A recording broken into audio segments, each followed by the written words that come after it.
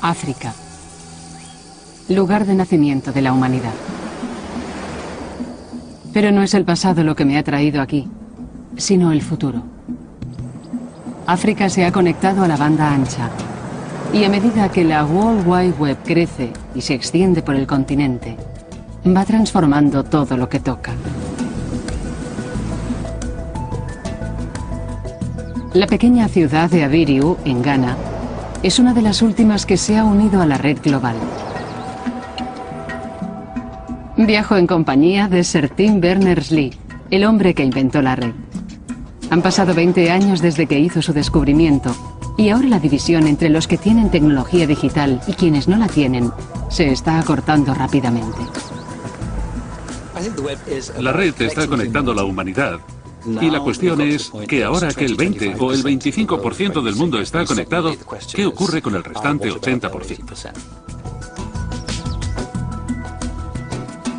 El centro de esta comunidad puede no tener un gran aspecto, pero es la nueva frontera de esta revolución virtual. Cuando esta gente entró en la red, fue como ir atrás en el tiempo. Los primeros días no podías evitar decir, ¿cómo podemos estar seguros de que esto llegue a los lejanos terrenos africanos? ¿Qué es exactamente lo que hemos creado en los últimos 20 años? ¿Qué significa?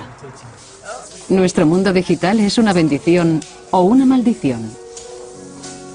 Si la red consigue enraizar en África como en otras partes, este continente será el siguiente en ser remodelado por la revolución digital. Pero, ¿qué ha hecho la red con nosotros a los 20 años de su creación? ¿Qué reserva el futuro a la gente de aquí y a la mayoría del mundo que aún no está conectado? La red es la revolución tecnológica que está definiendo nuestras vidas. Casi 2.000 millones de personas están ahora online. Y en los 10 años que llevo estudiando la red y escribiendo sobre ella, he visto que ha tomado el mundo y lo ha sacudido. La red ha creado una inimaginable riqueza y anima a millones de personas a trabajar por nada. Reta a la autoridad y a la vez permite que los regímenes espíen y censuren como jamás lo habían hecho. Y se la culpa de crear una generación de adictos a la red a la vez que ha abierto un nuevo reino de conocimiento. En esta serie conoceré a todos los pioneros y personas clave. A todos, desde Google a Facebook, de Twitter a Amazon. Las personas que han ayudado a traer este imparable poder de libertad, cultura y valores que han tenido un gran impacto en la vida cotidiana de todos. La red es la forma en que la humanidad se comunica ahora. Es como si Internet se hubiese convertido en un cerebro, el más inteligente del mundo. Es una poderosa herramienta que tiene más potencial que cualquier otra que haya desarrollado la humanidad. El mundo estará cada vez más abierto, la gente recibirá más información y toda estará disponible para todos. Es una tecnología sorprendente y deberíamos buscar el momento para celebrar el poder y la riqueza que nos da. Esta es la historia de la red. Pero es más que eso. También es la historia de cómo la red está rehaciendo nuestro mundo.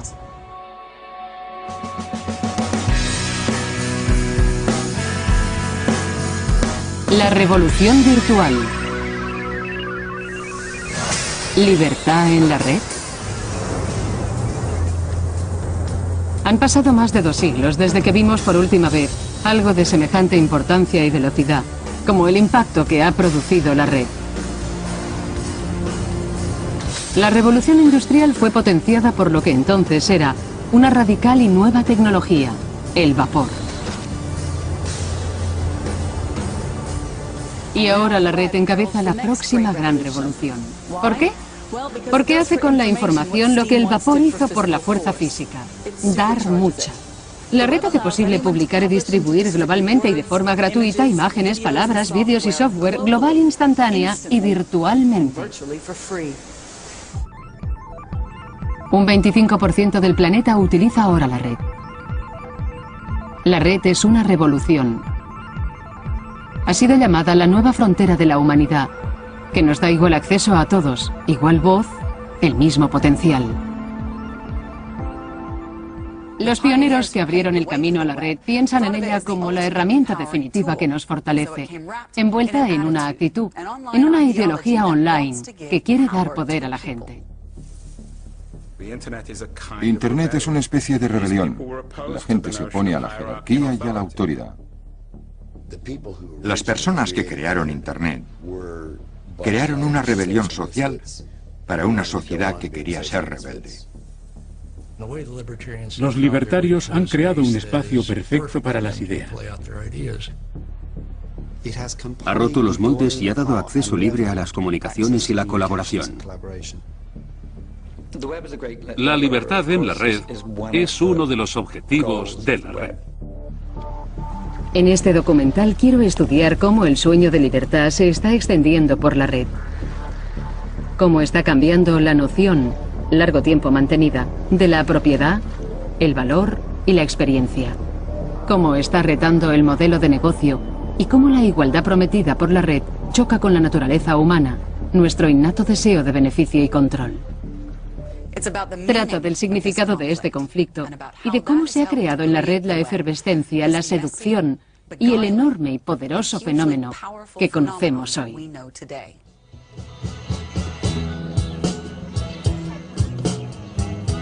La calificación definitiva para la red es que es una poderosa herramienta que abre el acceso al conocimiento. Para averiguar cómo, he venido a uno de los nuevos pilares del sistema educativo norteamericano. No estoy en un colegio de la Ivy League como Harvard o Princeton, sino en la ciudad de Dixon, Nuevo México, donde están celebrando el Día del Trabajo. He venido a conocer a Einar Barán. Hoy está tocando la batería en su banda, pero en casa es bastante revolucionario. Einar forma parte de una importante empresa que usa la red para que la gente ordinaria cree algo extraordinario. Es un legendario y prolífico contribuyente de la Wikipedia, la enciclopedia online que se está convirtiendo en la fuente de información más importante del mundo. La primera vez que oí hablar de ella pensé que era una locura y que no era posible que funcionara. Es tener algo donde cualquier persona del mundo puede editar y que sea de confianza. Esa fue mi primera impresión. Más de 65 millones de personas de todo el mundo usan cada mes la Wikipedia. Y además de acceder al conocimiento, pueden ser autores y editar. El sitio tiene 14 millones de artículos, resultado de contribuciones anónimas de personas como Einar, que no necesitan ninguna calificación formal. Tengo una lista de más de 1000 artículos. Si alguien hace una corrección en un artículo, aparecerá en mi lista de comprobaciones. Y si estoy en desacuerdo, lo elimino. Y si están en desacuerdo conmigo, lo vuelven a editar. Esa es la premisa básica para cualquier persona que tenga acceso a un ordenador. Puede entrar y editar la información. La idea es que en vez de estar de acuerdo con los expertos y la élite, que maneja desde arriba, lentamente, el conocimiento emergerá de las masas y desde abajo. Retando a siglos de erudición, esta nueva forma de poder de la gente ha encendido una gran discusión. Yo desprecio la Wikipedia. Detesto la Wikipedia. Me espanta la Wikipedia. Pero la utilizo diariamente. Y es un milagro. Pero creo que el precio que se paga por ser tan rápida y accesible es que no es fiable. Reto a cualquiera a encontrar una fuente mejor y más rápida de conocimiento perfectamente aceptable para casi todos los propósitos que requieras como ciudadano normal. La Wikipedia es un ejemplo de cómo nos fortalece a cada uno y a todos nosotros. Ofrece algo gratuitamente, minimiza la autoridad y permite a que la gente ordinaria se una para dar forma al conocimiento. En otras palabras, satisface el sueño de libertad de los padres fundadores de la red. Para entender cómo la red aupa la Wikipedia, hay que conocer sus raíces en una cultura con deseos de libertad y libre expresión, que viene siendo así desde hace 40 años.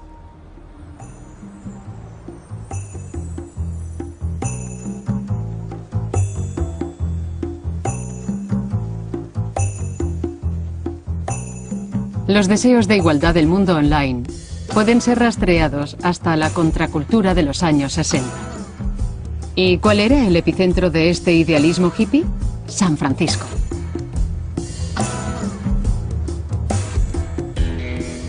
Nadie sabe qué ocurrió en San Francisco, pero fue aquí, el hogar tradicional de lo moderno, donde empezó el movimiento hippie, que rompió la delicada silueta del materialismo norteamericano con un arma definitiva, el amor.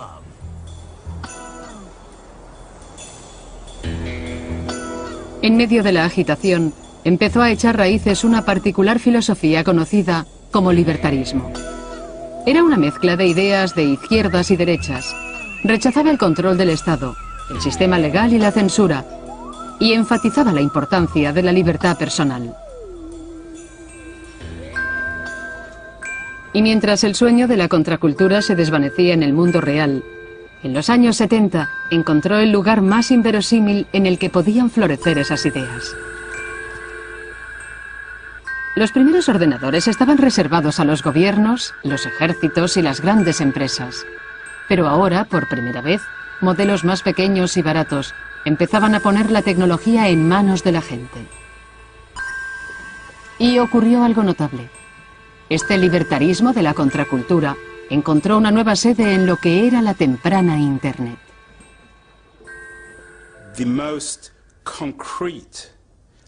El legado más concreto de la contracultura es Internet. Los valores, la organización y la resistencia a la autoridad están encapsulados en Internet. Los ordenadores más baratos permitieron que se desarrollaran las primeras comunidades online. La que sobrevivió más tiempo y también la más influyente fue llamada The Well. En esa esquina tenemos ahora The Well. Se fundó en 1985, cerca de San Francisco. ¿Dónde si no? Y sin The Well, Facebook, Twitter, MySpace y todas las otras comunidades de la red nunca hubiesen existido. Mucha gente ve a The Well como un lugar para vivir y existir. Y en cierto modo, gracias a eso, recibimos una gran cantidad de información. Conocí a un miembro de Grateful Dead en The Well. Un porcentaje de personas que están en The Well son rebeldes inteligentes, que han hecho un mundo para sí mismos. Fue The Well lo que puso el libertarismo online. Nadie era más influyente en la dirección de esta extraordinaria transición que el hombre que la fundó. Stuart Brand, que publicó la Biblia de la contracultura, The Whole Earth Catalog, formó parte de un estudio legal del LSD y estuvo con los Panteras Negras. Aquí es donde empezó The Well, y lo que ocurrió aquí ayudó a definir toda la red en el mundo. En la época, un 1% del planeta se encontraba en Internet. The Well dio a mucha gente su primera oportunidad de entrar en el ciberespacio. ¿Cómo era? Debía de haber una sensación de que querías cambiar, revolucionar las comunicaciones, el conocimiento, las comunidades, todo eso. Una evolución en progreso sin tener que alentarla. Dirigida sobre todo por un sentimiento de curiosidad, además de esas cosas que ha dicho usted. En parte, lo que hicimos fue crear un escenario. Teníamos un grupo de gente que aún no eran ricos, que aún no eran poderosos, pero que sabían el potencial que había y la gran oportunidad del espacio que se abría ante nosotros. Usualmente veo las noticias para saber qué ocurre y siempre hay las mismas controversias. A la hora de almorzar en la oficina entramos en The Well y a veces hay charlas sobre mascotas. Hablo de mis gatos. Si he tenido un mal día, me gusta oír charlas sobre cosas sencillas donde toda la gente participa. Había 3 o 4 charlas sobre sexo de diferentes sabores, desde fuertes a suaves. Se hacían confesiones donde nadie decía malas palabras a nadie, dijeran lo que dijeran o hicieran lo que hicieran.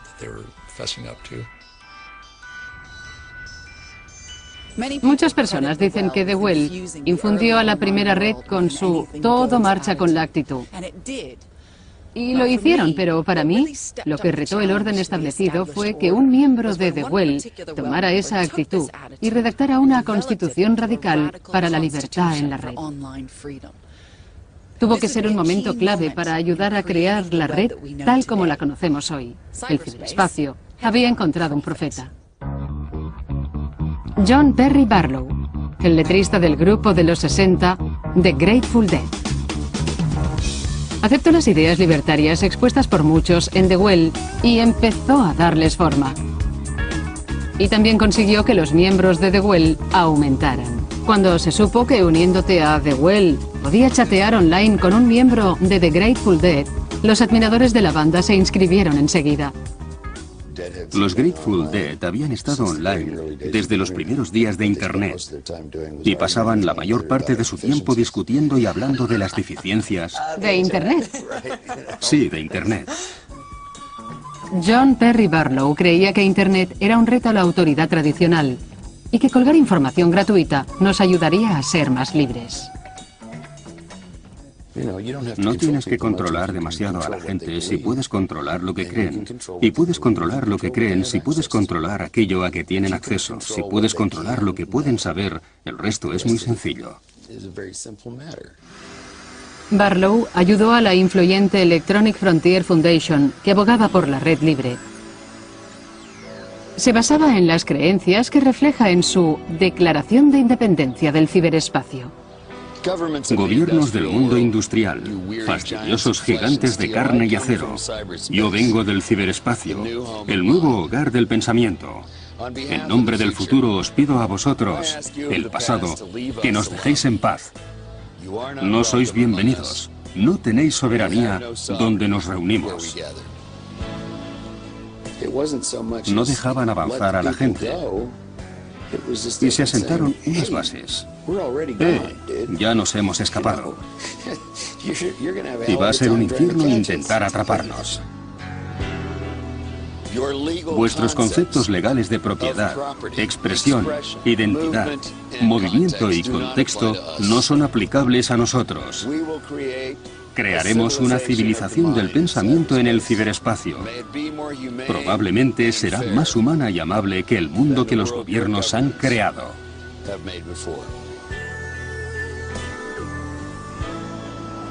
El manifiesto de Barlow decía que la autoexpresión no tendría límites y creía que ese fluir de información se confrontaría con la autoridad. Hoy, el mundo de los blogs, una especie de diarios online y noticias dogmáticas, demuestra que la revolución en la libertad de expresión puede revertir fácilmente en un pensamiento trivial. Pero algunos de los 130 millones de blogs que se calcula que hay están estimulando un nuevo e importante tipo de conversación global. La red permite que la gente se exprese, obtenga ideas, las discuta con otros, se refleje en ellas. Y eso es muy bueno para las ideas, una perspectiva excitante y revolucionaria. Utilizada de forma correcta, la red puede alterar totalmente el paisaje político. Ori Okolo empezó su blog haciendo campaña por los derechos civiles en Kenia. Pero enseguida desarrolló una nueva y dramática forma de usar la red para documentar la realidad y reforzar el poder de la multitud. Fue impulsada por la terrible violencia que en 2008 siguió a las elecciones en Kenia. Volví a casa para las elecciones.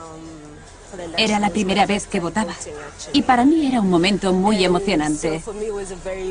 También cubrí en mi blog el periodo de la campaña y fueron unas elecciones muy reñidas. Creo que nadie pensó en lo que seguiría. Los resultados de las elecciones se discutieron porque se alegó que eran ilegales. La violencia tribal estalló entre los seguidores de los candidatos rivales. Los medios oficiales luchaban por cubrir la crisis.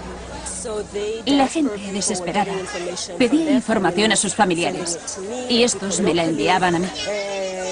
Me di cuenta de que los ciudadanos intentaban que no los capturasen. porque es lo que se veía en la televisión.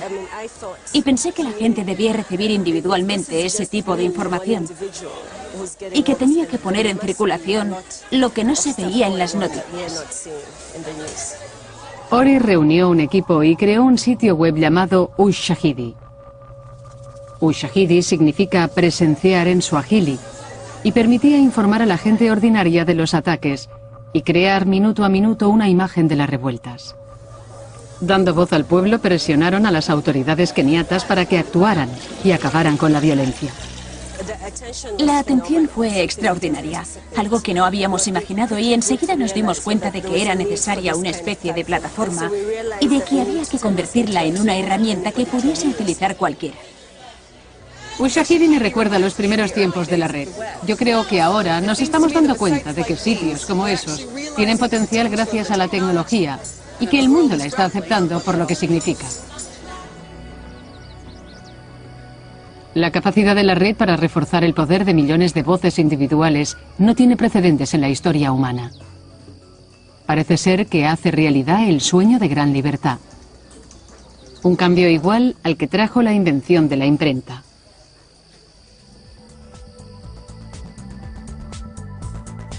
Hablamos de la red y de Internet como si fueran lo mismo, pero no lo son. La red es simplemente el enlace. La información y las páginas web llegan a nosotros a través de la infraestructura física conocida como Internet. Las raíces de Internet se remontan a principios de los años 60 en Estados Unidos, cuando el ejército y las computadoras de las universidades estaban conectadas por medio del sistema telefónico. El correo electrónico nació en 1965 y los patrones comunes empezaron a permitir que los archivos se transfirieran entre redes. Pero conseguir información era aún extremadamente difícil. Los usuarios tenían que saber exactamente dónde estaba almacenada y cómo decirle a su ordenador que la encontrara para poder enviarla a otro ordenador. La red como la conocemos hoy, a la que cualquiera puede acceder a casi todo, no existía.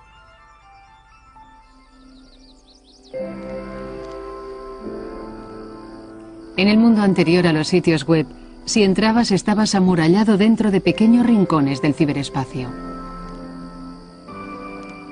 Para crear la red que conocemos ahora, era necesario que alguien escribiera un lenguaje común que pudiese enlazar los datos almacenados en los ordenadores de todo el planeta. Un hombre que inventara la World Wide Web. Inventé la red porque la necesitaba, porque era muy frustrante que no existiera. Creando una red de información global a la que todo el mundo tuviera acceso, la red se convertiría en una tecnología equilibrada. La historia de su desarrollo empieza en el subsuelo, hace más de medio siglo. Esto es el CERN, la Organización de Países Europeos para la Investigación Nuclear, en Ginebra, cerca de la frontera francesa. En 1954, 12 países europeos empezaron a colaborar en un proyecto para romper el átomo y desvelar el misterio de las minúsculas partículas que forman su núcleo. Tim Berners-Lee empezó a trabajar allí en 1980. El ambiente del CERN era excitante. Había gente procedente de varios países, de diferentes universidades, de distintas compañías, y el software y los ordenadores eran diferentes. Así que la documentación era de sistemas diferentes. No podían conectarse. Había que escribir en papel, a veces en la parte trasera de un sobre, y luego escribirlo en el ordenador. Berners-Lee empezó a desarrollar un nuevo y radical sistema para intentar unir los diferentes sistemas de los ordenadores que utilizaba el equipo de trabajo multinacional. En 1989 redactó un documento con el engañoso y mundano título Información de Administración, una proposición. Escribí un memorando sobre la idea, lo repartí y cuando me lo devolvió, mi jefe escribió en una esquina de la copia, vaga pero excitante. Le gustó el proyecto y me permitió hacerlo en mi tiempo libre. Berners-Lee utilizó software, herramientas y protocolos ya existentes y creó algo revolucionario. Su vaga pero excitante idea se convertiría en la World Wide Web y el 6 de agosto de 1991 el primer sitio web empezó a funcionar en el CERN. Sé que a todos les gusta que diga que fue un gran cambio. En aquel momento fue una efervescencia. Parecía algo increíble. Y empecé a recibir llamadas de todo el mundo. A recibir cartas de todo el mundo. De lugares de todo el planeta preguntándome qué estaba ocurriendo. Y también me llamaron de la BBC, de The Economist, y todo el mundo me preguntaba sobre lo que había desarrollado. Y bueno, les dije que había empezado de una forma muy simple. El sistema de Berners-Lee se hizo universal para conectar el contenido de todos los ordenadores. Su hallazgo fue unir una idea ya existente llamada hipertexto, una forma de enlace entre documentos, a la infraestructura y protocolos de Internet. Para hacer eso asignó documentos a una única dirección o URL. Esas fueron las primeras páginas web creadas y formateadas en un nuevo lenguaje universal llamado HTML, que podía enlazar con otras páginas web de cualquier ordenador conectado a la red. Solventando un problema técnico específico, la web abrió un universo entero de información a cualquiera que tuviera un ordenador. Era como un mundo nuevo y magnífico, una nueva democracia, una nueva forma de que la gente se reuniera. Parecía la forma más fantástica y radical de conseguir información, el desarrollo más fantástico y radical desde que en 1450 Gutenberg imprimiera su Biblia y sus primeros libros. El sueño de todo el mundo es estar conectado. La información va y viene y permite que la gente comparta la información.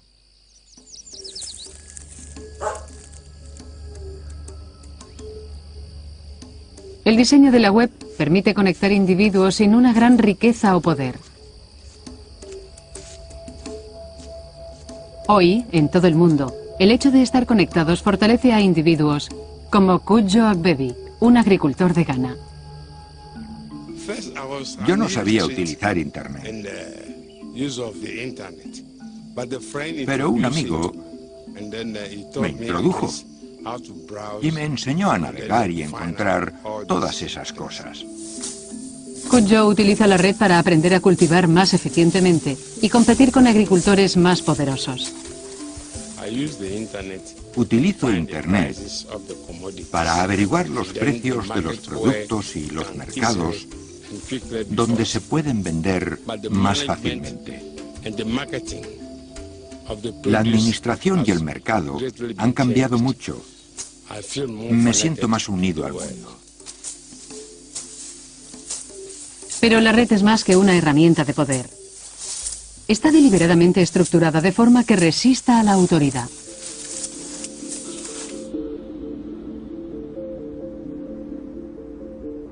La red fue diseñada para que todos los usuarios tengan el mismo acceso. Nadie necesita pedir permiso para visitar un sitio web o para crear uno. Y en la red no hay gobiernos que impongan normas y regulaciones. No hay centralismo, ni autoridades que controlen. Es la igualdad definitiva.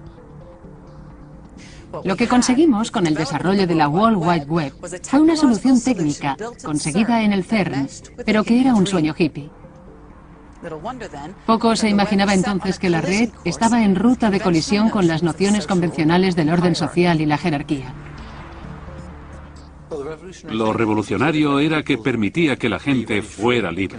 Tenía las mínimas restricciones posibles. Te permitía publicar cualquier cosa que quisieras y en cualquier formato. Pero lo verdaderamente importante es que se podía hacer en un servidor sin preguntar nada a nadie. En la mayor parte de la historia occidental ha habido un marco autoritario vertical. Dios arriba y nosotros abajo. Dios Padre, el Papa y el Rey. Y esa gran columna blanca estaba en todas partes. Pero de repente la autoridad como materia técnica y política era horizontal. Personas como Berners-Lee y el resto de la gente idealizaron esta noción por primera vez en la historia humana. Hemos creado algo sin un centro que no puede ser controlado. La razón por la que lo creamos es por esa gente que se oponía a la noción de jerarquía y autoridad. Así que no fue por accidente. Crearon su sueño ideológico. Y hubo una última cosa que convirtió la red en una especie de kriptonita que amenazaba con trastornar la sociedad y el modelo económico del siglo XXI. Se daría gratuitamente.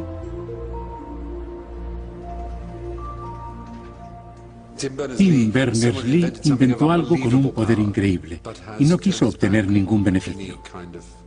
Creo que deberíamos celebrar eso, no su genialidad, sino que la World Wide Web funcione porque él la liberó, porque hizo que fuera libre para que todos la usaran. Y en ese sentido, es una fuente abierta. Deberíamos darle las gracias cada día por el hecho de que todos obtenemos provecho de la World Wide Web, por ese acto supremo de generosidad e idealismo. Tim creó una serie de herramientas que entregó al mundo y dijo: he creado esta caja de herramientas. No estoy muy seguro de qué hacer con ella, pero mirad qué podéis hacer. Y de esa forma, regalándola en vez de controlarla, empezó un nuevo y enorme proceso de innovación social y cultural.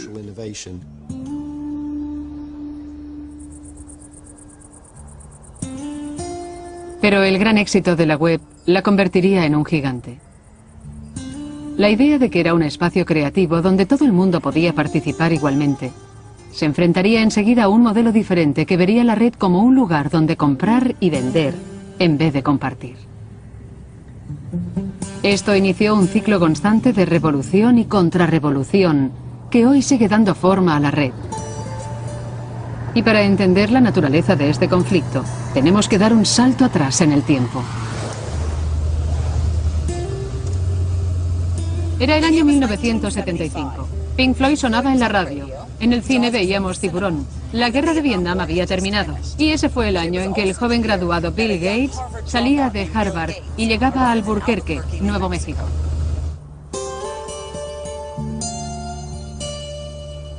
Gates había venido a Nuevo México para trabajar en una pequeña compañía llamada MITS. Hace 30 años, algunos de los mayores clientes de MITS eran grandes entusiastas de los cohetes.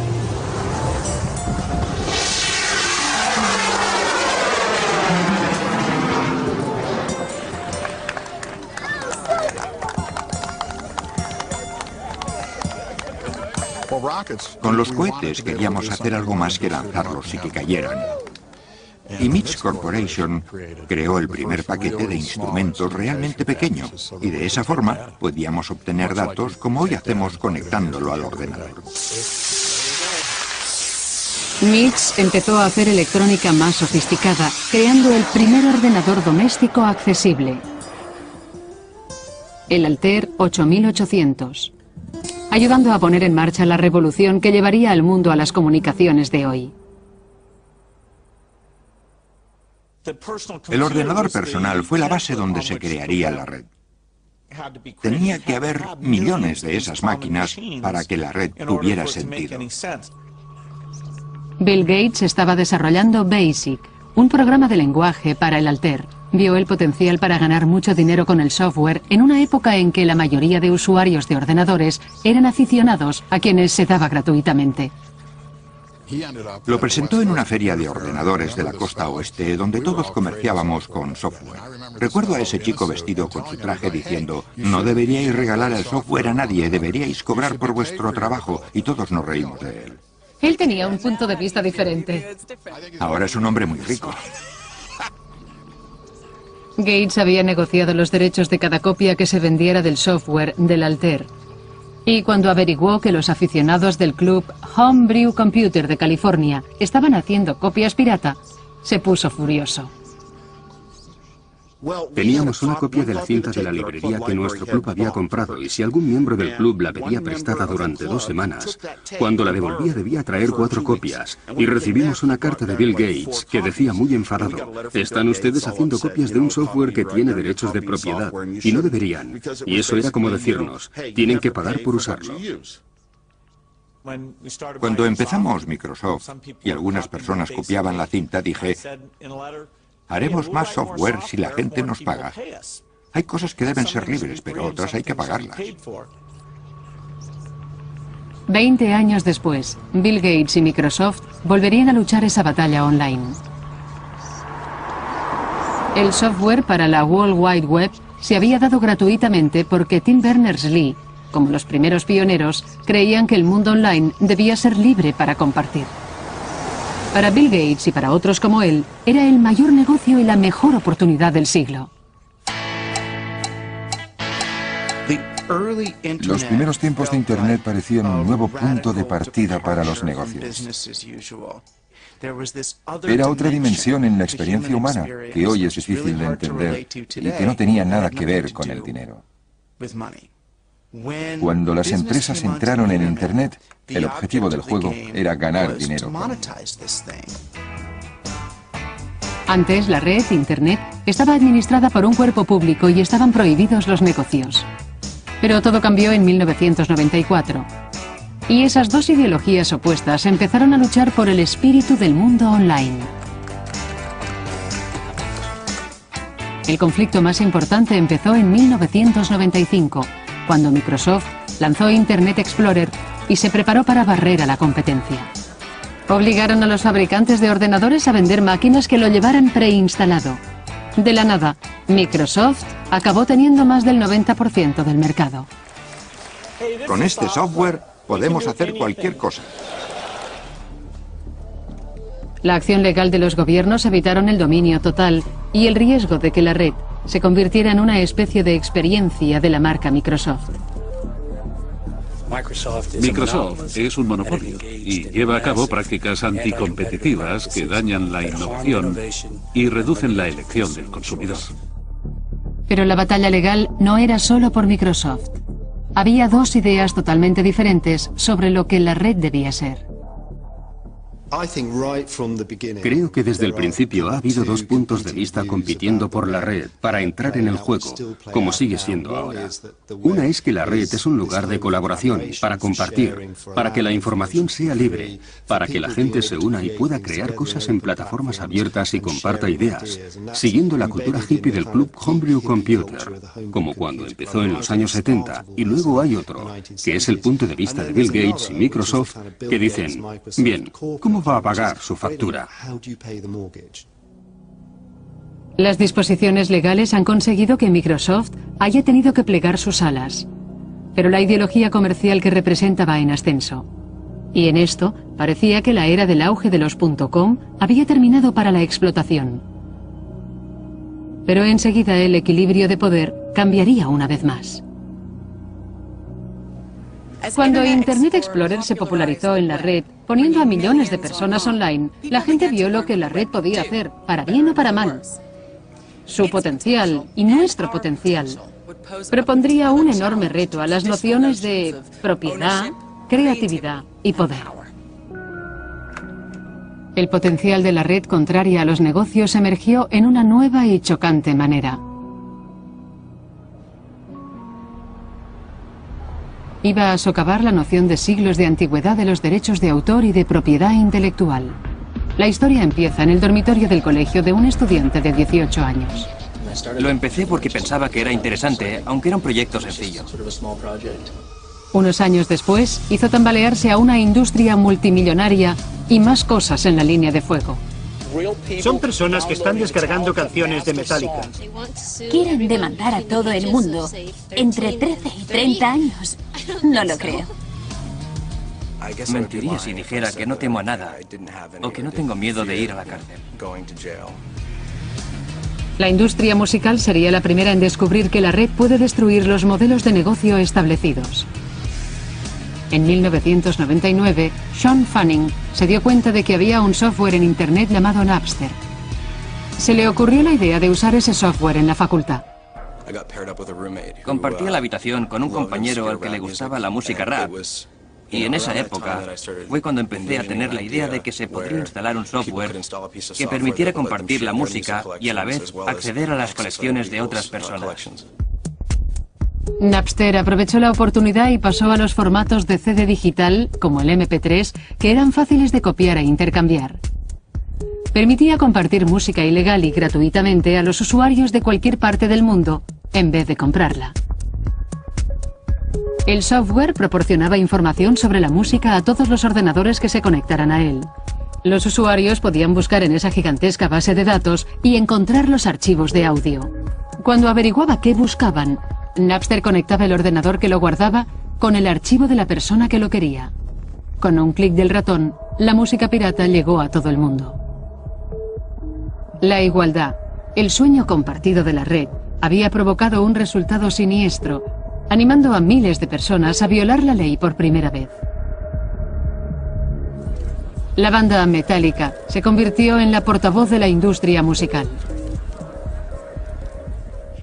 Si tenéis derecho a descargar mi música gratuitamente, entonces podemos decir que un fontanero o un mecánico de automóviles también tienen la obligación de arreglaros gratuitamente las averías de fontanería o las averías de vuestro coche.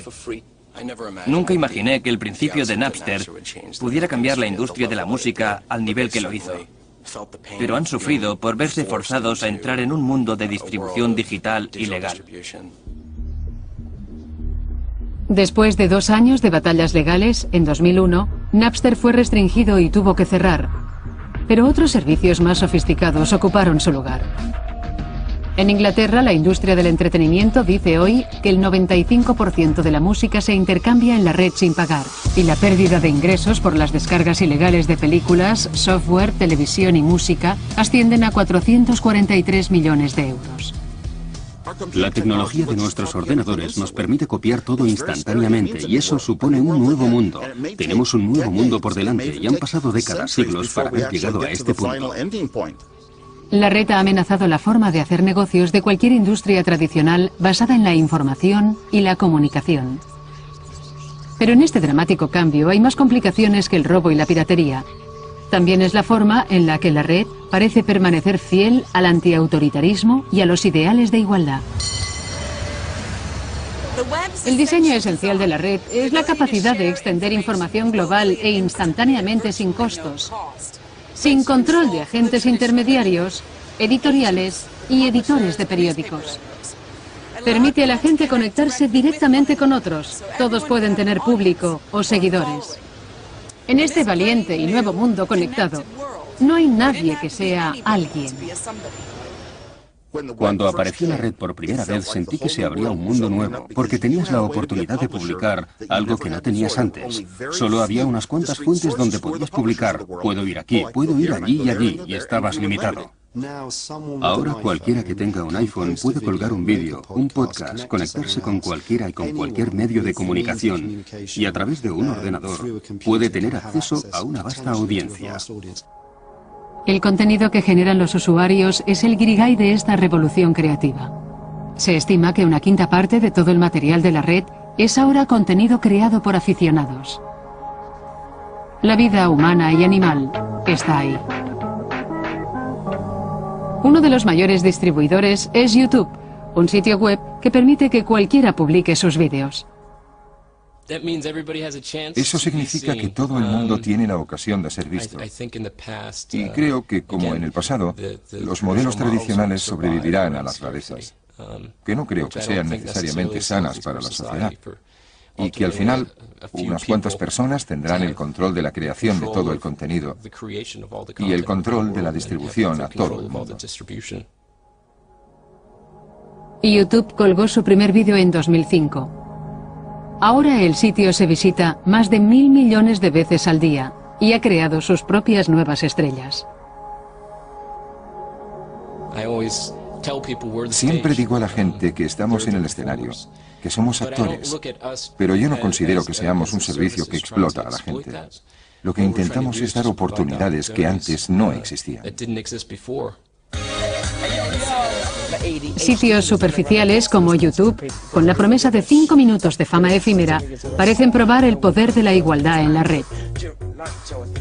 Pero para muchos usuarios de la red, no todos son ideales revolucionarios, sino una nueva manera de trabajar dentro del sistema. Para personas como Master Shorty, que ha sido nominado recientemente para un premio Movo, es la perfecta herramienta promocional. Estás promocionándote y vendiéndote. Sí. ¿Qué está haciendo Internet para que puedas hacer eso? Internet es lo que ha hecho posible, desde promocionar mi música hasta encontrar productores, hacer mi música y promocionarme en el mercado. Internet es la principal fuente para conseguirlo. Internet está lleno de amantes de la música. Hay una gran comunidad online. Puedes encontrar raperos, cantantes, músicos. Hay un montón de gente metida en ese mundo. Mirando fríamente este mundo de usuarios que generan y se autopromocionan, parece un reto que se puedan establecer industrias. Y más que un terreno para obtener beneficios, es una forma de descubrir e incorporar nuevas voces. Puedes destrozar jerarquías. Por ejemplo, las jerarquías del negocio de la música. Pero al final, cuando seas conocido, tendrás que firmar con los estudios de grabación. Como en American Idol, las viejas jerarquías siguen estando ahí, luchando por adaptarse a esta nueva situación.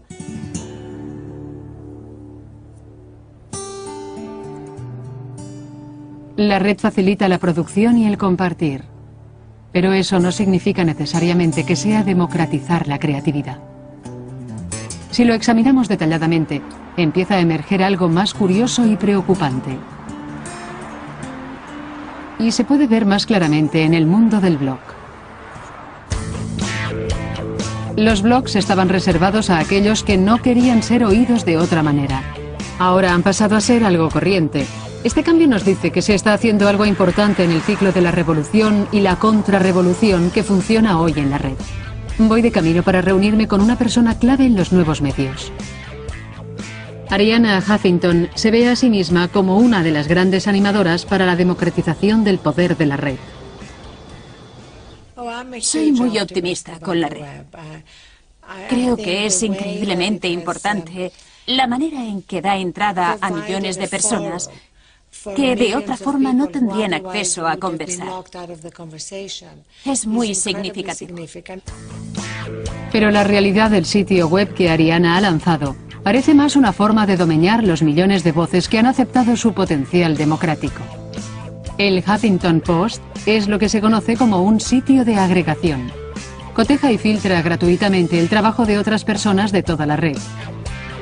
Irónicamente, se ha hecho más influyente y cada vez se parece más a los periódicos antiguos. Creo que estamos yendo hacia un futuro híbrido, donde combinaremos lo mejor de los medios tradicionales, precisión, imparcialidad y lo mejor de los nuevos medios, transparencia, inmediatez, responsabilidad.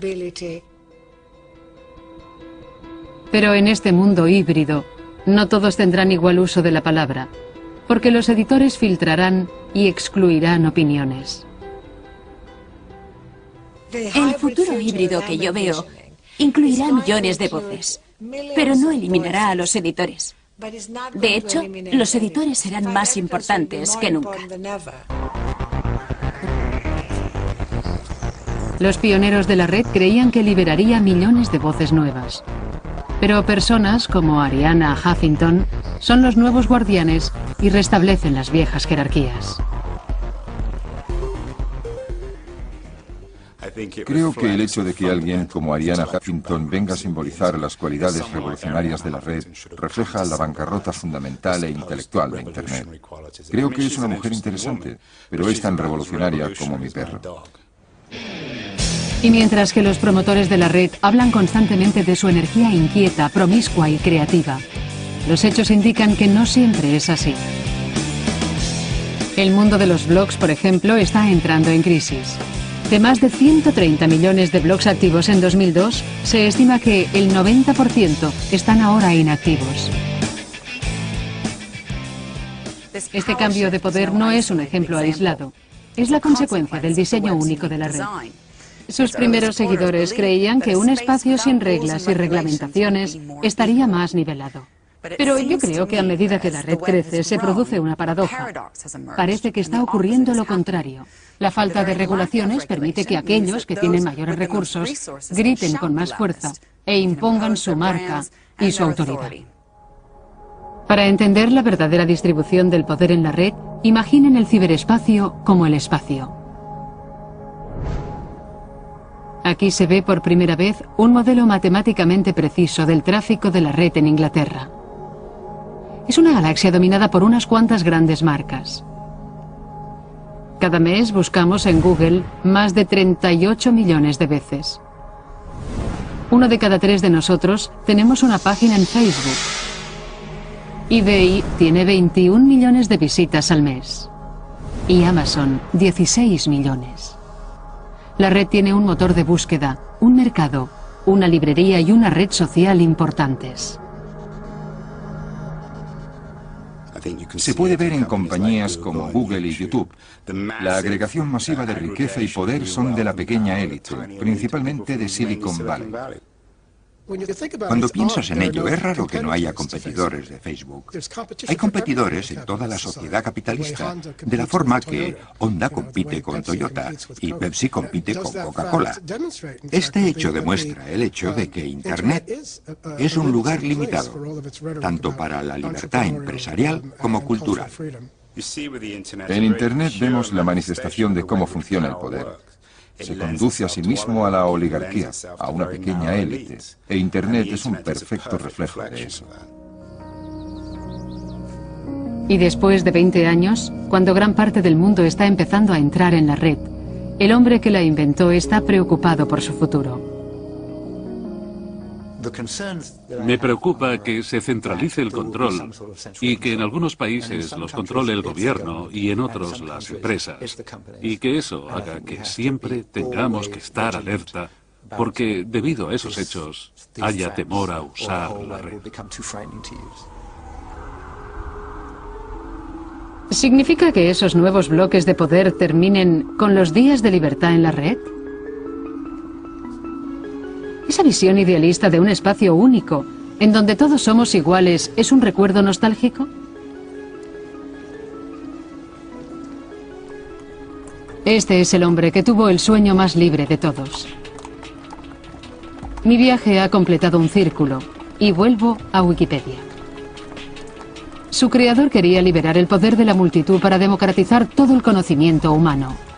Jimmy Wales es el hombre tras la fuente de información más importante. En muchos sentidos, Wikipedia rompe muchas presunciones jerárquicas que tiene la gente. Resulta que es más fácil la igualdad cuando hay mucha gente participando y juzgando la calidad del trabajo de cualquiera por sus propios méritos, en vez de prestar demasiada atención a sus credenciales. Pero a medida que ha ido creciendo, Wikipedia ha tenido que luchar para mantener vivo su sueño de autoridad.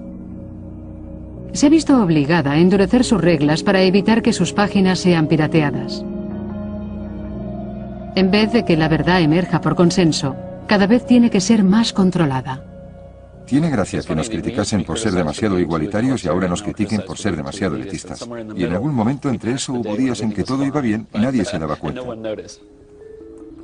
Todo un sistema evolucionó intentando reconciliar el acceso abierto a Wikipedia por la necesidad de precisión y autoridad. Los editores pueden cerrar páginas, miles de administradores pueden borrarlas, 12 miembros de un comité de arbitración median en las disputas. Y en la cima del árbol está el propio Jimmy Wales. Estamos más estructurados que el sistema británico, que cualquier otro. Y ya saben que tenemos esta interesante mezcla de democracia, aristocracia, rechazo y equilibrio. ¿Cree usted que en la naturaleza humana están el elitismo y las jerarquías?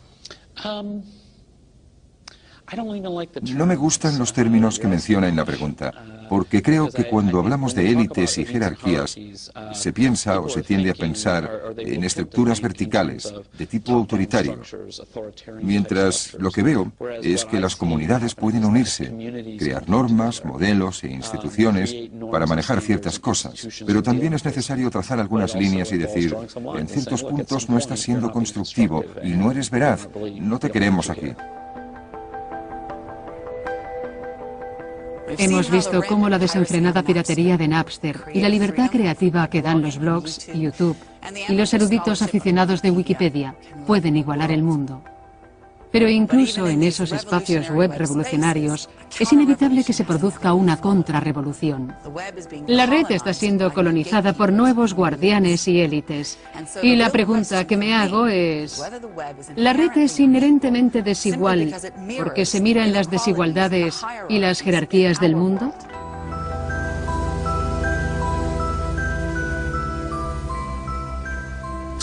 Alguien tiene que hacerse cargo. Eso me lo enseñaron en el ejército. Y créanme, tiene que haber alguien responsable de todo lo que haga el sistema y de los fallos. Aparecerán las jerarquías. Es rara la especie que no tiene un orden. Yo creo que la red acabará teniendo los contornos de lo que siempre ha sido la cultura. Habrá jerarquías, habrá élites, y como toda la tecnología, Internet no es una cura para la naturaleza humana, es una ampliación de la naturaleza humana, de lo bueno y lo malo que tiene.